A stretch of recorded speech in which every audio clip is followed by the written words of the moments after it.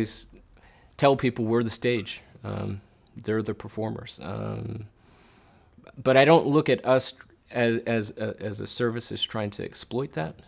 What we're trying to do is just provide the opportunities that didn't exist before, free opportunities for them to do so. If they don't want to post to YouTube, or if they have existing content they want to take down, they're always free to do so. We're not trying to control them or their content or their experience, but we're ultimately always just trying to give them access to the platform to cost-effectively distribute their content and get in front of a global audience that wasn't, I guess, aggregated before.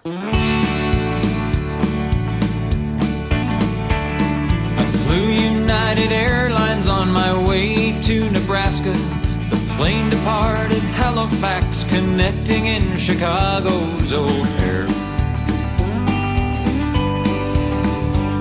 While on the ground, a passenger said from the seat behind me, "My God, they're throwing guitars out there." The band and I exchanged a look, best described as terror, at the action on the tarmac, and knowing whose projectiles these would be. So before I left Chicago, I alerted 3 employees who showed complete indifference towards me. United, united, you broke my Taylor guitar. United, united, some big help you are. You broke it, you should fix it. You're liable, just admit it. I should have flown with someone else or gone by car. 'Cause United breaks guitars. That protest song worked perfectly. Not only did United Airlines replace his guitar, but this song promoted his music and launched his career as a professional speaker. It doesn't always work that way.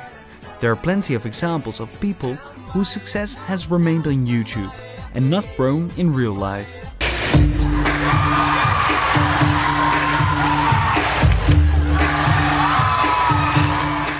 Ad agencies have also had mixed success with YouTube.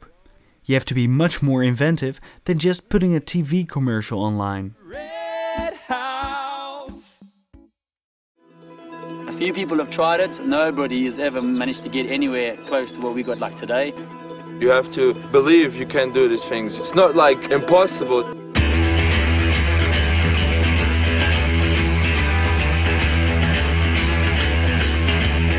Soon we touched the water. We tried to get like a sewing machine. It's not straight into the water, you know.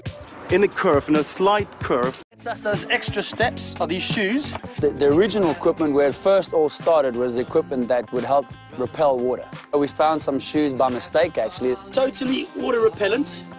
It's like water off a duck's back. That subtle ad for waterproof shoes has even fooled some news networks who covered this story as though it were genuine.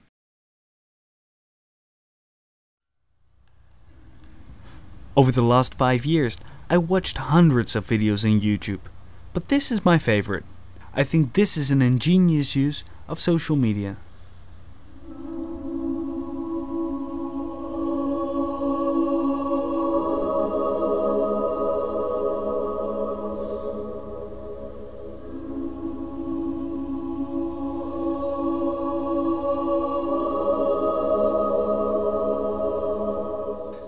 That's the big million-dollar question, is, what's the secret formula? But again, I guess it's not any different than what it was in the past. What's the formula to creating an Oscar-winning movie? Emmy-winning TV show? It's always kind of people looking for that same solution, but ultimately there is no, magic answer to that question. It's giving people the tools, and a select few having the talent to creating something compelling.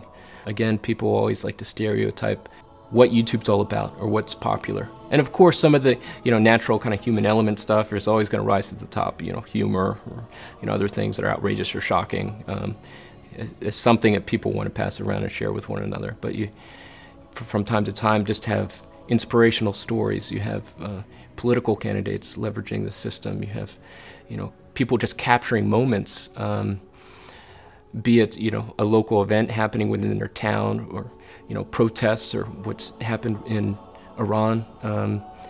People capturing these moments and having now a chance to share them with the world. In the past, I think people have just kind of consumed their knowledge, or I guess their perception of the world, just through media, which again isn't always unbiased.